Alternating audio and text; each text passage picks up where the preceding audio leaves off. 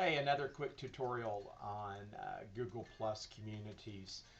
And many of these videos are created based on requests from students or other faculty members, primarily from students when they don't understand some of the directions that I put out there. And for me, the easiest way is to create a video, and I'm using Screencast-O-Matic. One of these days I need to find out if they've got stock and I need to invest in it, and then maybe I can get some other benefits because I really promote Screencast-O-Matic. And when you watch the video, you can see the benefits of doing that. But right here in front of you, what you see is a community that I created, and it's kind of going to become kind of my testing bank to explain some different things. One of the issues that my students seem to be having now is confusion on where to post assignments.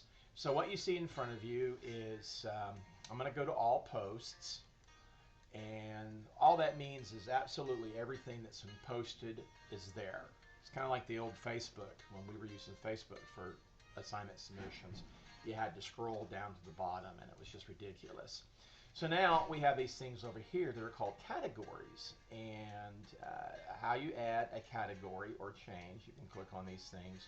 And what I found out in doing this the last couple of days is I had my very first thing was announcements, and many of my students were going in and posting their introductory videos when in fact down 3 categories below it said intro videos. And they were just jumping on the first thing, and so I said, okay, lesson learned, only post a category at a time until either you've watched this video or you've had a class previously and you understand what category to put things in. So you can go in and change, and what I had to do was rename announcements to Intro Videos Part 2 with an LOL, which is easier than having all my students move their videos over or redoing them. Okay, so I've got my categories over here, and that's what they are, and you just click here to add one.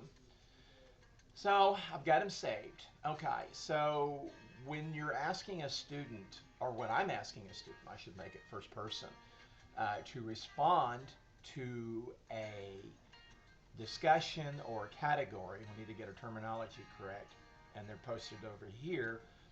And let's say that it's the first things you'll see and we're talking about a particular thing.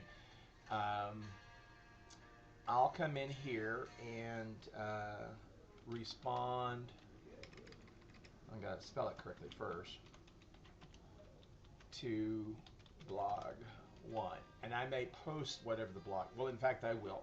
It'll say blog 1 and then it'll have the descriptor, and I'll say provide your comment in the comment box below that says add comment, and we'll continue this thread. So when we talk about thread, this is where we're talking about. The guys over here, that's the categories. Okay, so respond to blog 1.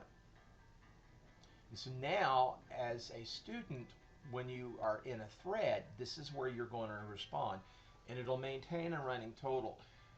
And it can get really big, but then I can easily, or you can easily, click on this thing that says expand, or I forget what the other word is, but it hides the comments, and maybe that's what it says. So this is where I want my students, when we talk about a thread, posting their comments right here. Otherwise, if you continue to keep adding your own personal comment, it just gets like Facebook, and it grows and grows and grows.